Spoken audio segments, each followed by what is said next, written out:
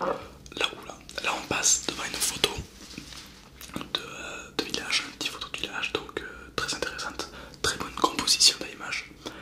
Voilà, donc là on a ce qu'on appelle deux tiers, deux tiers de terre et un tiers de ciel. Très intéressant. Un arbre pour les plans qui gênent pas, très très bien. Il n'y a pas de fil électrique ni autre qui viennent polluer l'image, donc ça c'est un très bon point. Le ciel a un petit peu de nuages, donc ça veut dire qu'il est pas lisse, il y a de la texture, ça c'est très intéressant. Et la qualité est bonne, on peut voir une bonne composition de l'image, avec les maisons sur un côté comme ça. Non, tout est respecté, c'est une photo qui marche bien. Une cascade, alors là on a une cascade, alors là il y a plusieurs trucs à dire.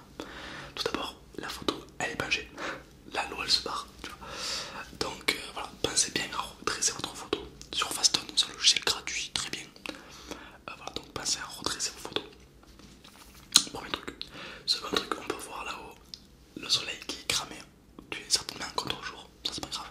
Le truc c'est que, comme tu peux voir, c'est tout blanc, c'est cramé, ce qu'on appelle les pixels, ils sont cramés. C'est trop surexposé et du coup, ben, malheureusement ça gêne, d'accord. Tu vois, l'oiseau est d'accord avec moi. Donc voilà, il faut que tu sous-exposes un petit peu ton image ou que tu mettes un filtre polarisant si tu veux, si le soleil qui vient te perturber. Voilà. En soi, la photo est intéressante puisque c'est un joli lieu, donc pourquoi pas favoriser ça.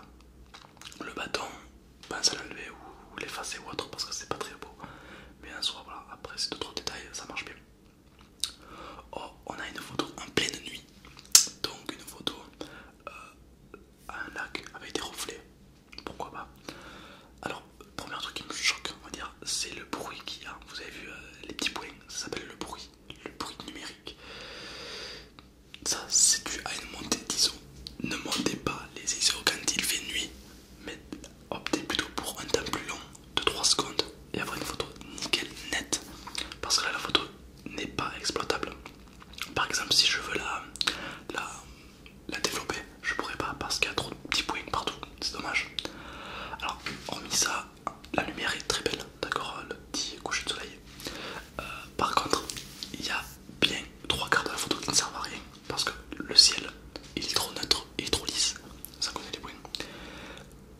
Le lac aussi, il reflète des arbres peut-être plus longs pour avoir un reflet plus important parce que là, par les arbres qu'on voit avec le reflet, avec la lumière, très bien, mais limite, t'aurais dû recadrer que sur ce coin, que là où il y a la lumière, pour vraiment garder un format carré avec la lumière, avec le reflet. Ça c'est intéressant, tout le reste c'est un peu vide, tu vois ce que je veux dire. Donc voilà, une photo intéressante d'un petit nounours sur un skate. Alors, bon, il y en a plusieurs trucs à dire. Alors, tout d'abord, la profondeur de champ. Il n'y a pas de profondeur de champ, ce qui est bien dommage. Tu devrais déjà te mettre à ton niveau quand vous faites une photo d'un chien, d'un chat, d'un enfant, de quelque chose qui est plus bas que vous. On a tendance à faire des photos en contre-plongée comme ça, faire un plongée plutôt. Le truc c'est que ça écrase le sujet et c'est pas bon. Là il aurait fallu que tu te mettes au même niveau que lui. Donc exemple, je vais prendre ce gobelet, je vais pas le prendre comme ça, je vais le prendre comme ça, tu vois.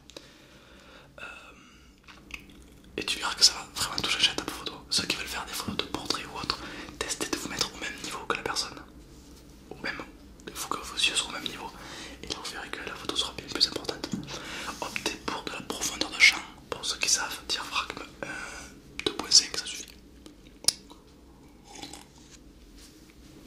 Voilà. Quoi d'autre après, la photo est intéressante. Il y a un truc qui passe ici. Photo intéressante après. Voilà. Alors la photo d'un arbre penché avec écrit mardi. Ça c'est Instagram ça. Alors déjà la photo penchée, je pense que c'est volontaire que tu as voulu la pencher. En soi, je te comprends un peu. Déjà le mardi t'oublies, il faut le virer, ça ne marche pas sur une photo, d'accord. Le filtre Instagram, faut avouer que j'aime bien les filtres, ça ne rentre pas du tout dans les codes de la photographie. Mais j'aime bien. Alors tu as voulu donner, donc tu as voulu pencher l'arbre pour donner des lignes, donc donner ton aspect dynamique. Pourquoi pas. Le truc c'est que c'est un arbre et les arbres ben, c'est droit. Et du coup ça gêne un peu. Tu te dis oh t'as fait exprès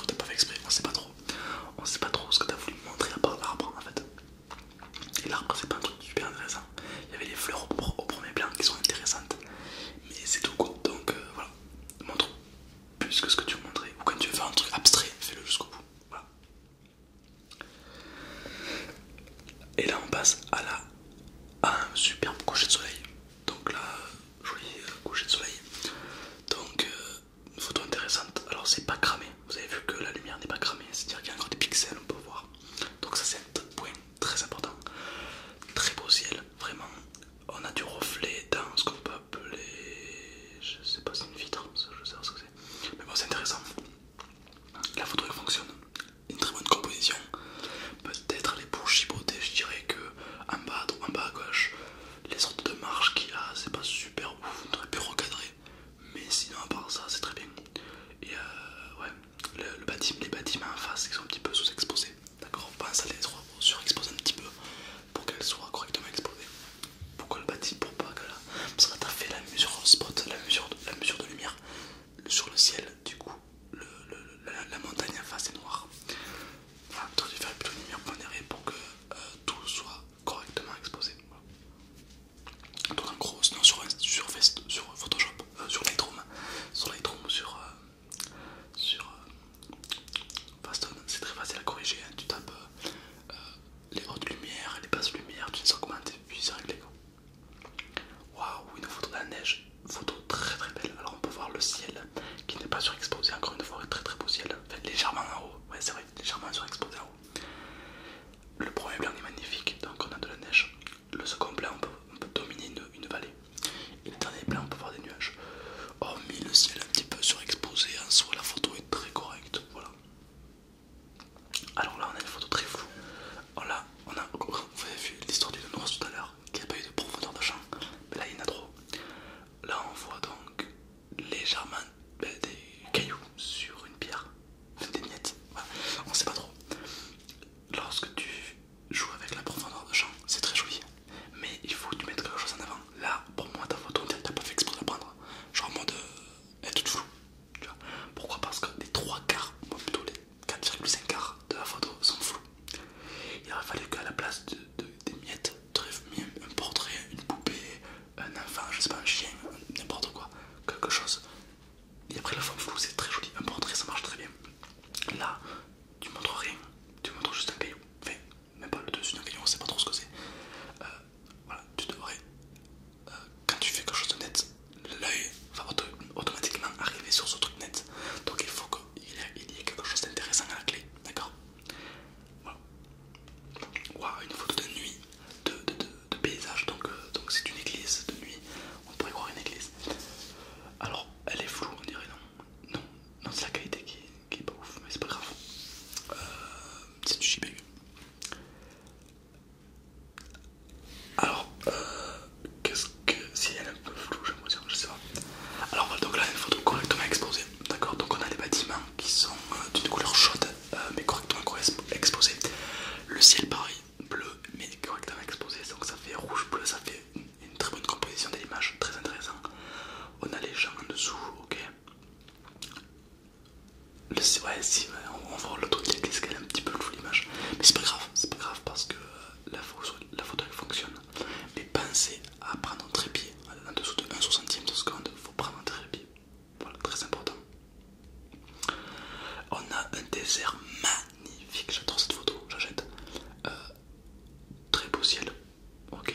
On a un petit peu d'espace au milieu de la photo et on a donc le sable en noir et blanc, ça passe super bien. Alors la photo est un peu vide, c'est dommage, mais en soi l'avoir mis en noir et blanc c'est très judicieux de ta part parce qu'elle rend super bien. Et pour finir, une petite coccinelle. Alors vous avez vu là, la mise au point a été faite sur la coccinelle avec le flou, tu vois. Là par exemple la personne a mis donc la coccinelle au point net, donc là il est intéressé. Pourquoi? Parce que déjà c'est rouge alors que tout le reste est vert, donc c'est hyper intéressant, tu vois, c'est vraiment ouf. Autre chose, c'est net, donc là il va dessus, c'est rouge, là il va dessus, et on n'est pas déçu parce que c'est une superbe coccinelle bien nette, donc très très bien, ça marche très bien. Peut-être, oui, à la limite, peut-être les feuilles baisse un petit peu la clarté des feuilles parce qu'elles sont un petit peu trop lumineuses, donc l'œil est un petit peu attiré par ça, il faut pas. Mais sinon en soi, c'est très bien.